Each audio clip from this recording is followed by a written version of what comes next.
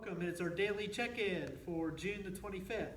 I said I was going to be done with daily check-in since we met on Sundays, and we're starting to meet on Sundays, but I had a couple people saying they miss it, and we certainly have some people that can't come to worship. So I thought it would be good to at least check in at least once a week during the week, and so that's what I'm doing.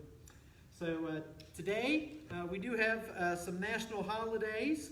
It is Global Beatles Day, so if you enjoy the Beatles, watch the Beatles, listen to some Beatles, pull out some old records or CDs. There's also International Day of the Seafarer, those who travel and have their work traveling and carrying our goods across the sea. But most importantly, it is Elmer Theed's birthday. Happy birthday, Elmer. Hope you have a great, great day. All right, so as we were doing our daily check-ins, I did 60 Fear Not passages.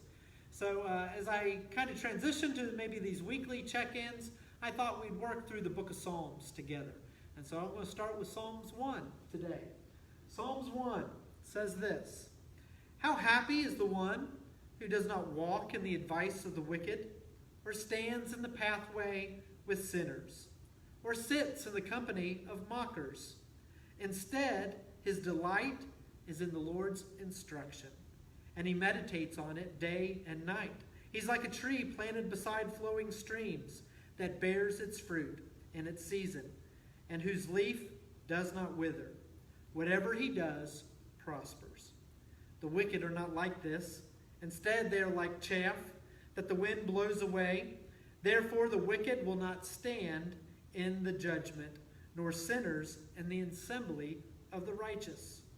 For the Lord watches over the way of the righteous, but the way of the wicked leads to ruin." This Psalms 1 is a great psalm because it gives us two paths.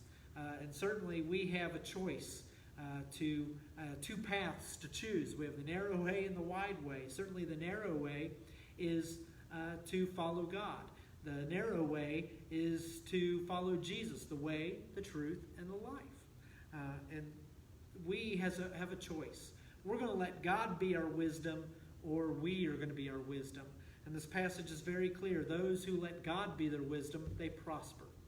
And it's like they delight in the Lord's instruction. And only good comes out of that. And only wickedness comes from not following that way. And so there are words of encouragement in this passage because it says that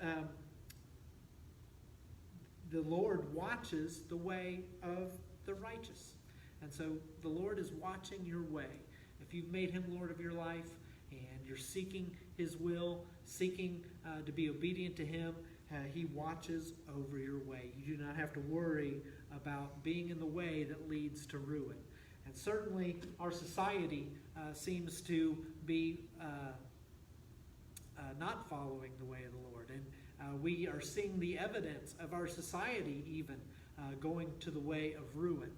And so it is up to us as God followers to personally make sure that we're following his way and then influence the people around us to do the same.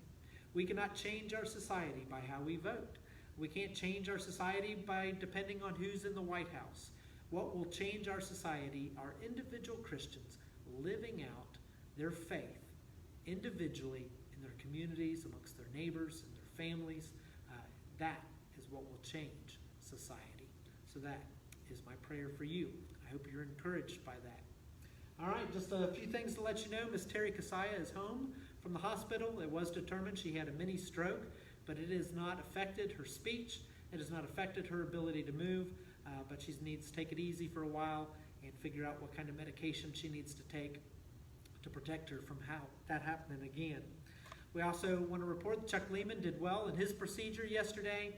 He's still in the hospital, will not be able to go home until tomorrow, so we just pray for continued recovery for him. So keep Chuck Lehman in your prayers and Miss Terry in your prayers as well. All right.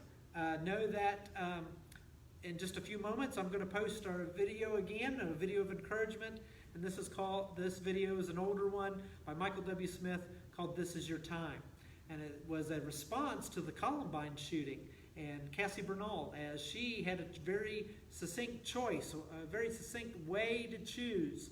Was she going to proclaim Jesus in that time of crisis, or was she not? And of course, she proclaimed Christ, and she lost her life for it. You may not face such a dramatic call on your life to proclaim Christ, but every day you have the choice to proclaim Christ. Every day in this pandemic and the world we live in, it is your time to proclaim Christ. And the question is, will you? This is the time that God has set you here to make a difference for Him. What will you do with this time? And so the song is called This Is Your Time.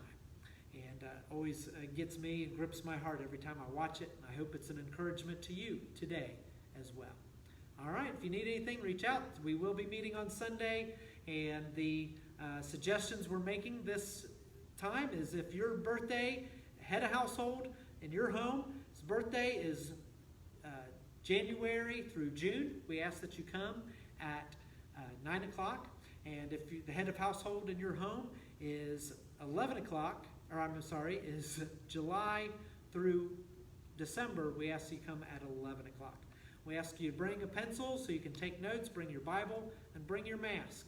And wear your mask. We suggest and encourage everybody to do that to help bring peace of mind to everybody else that's here and protect everybody else that's here.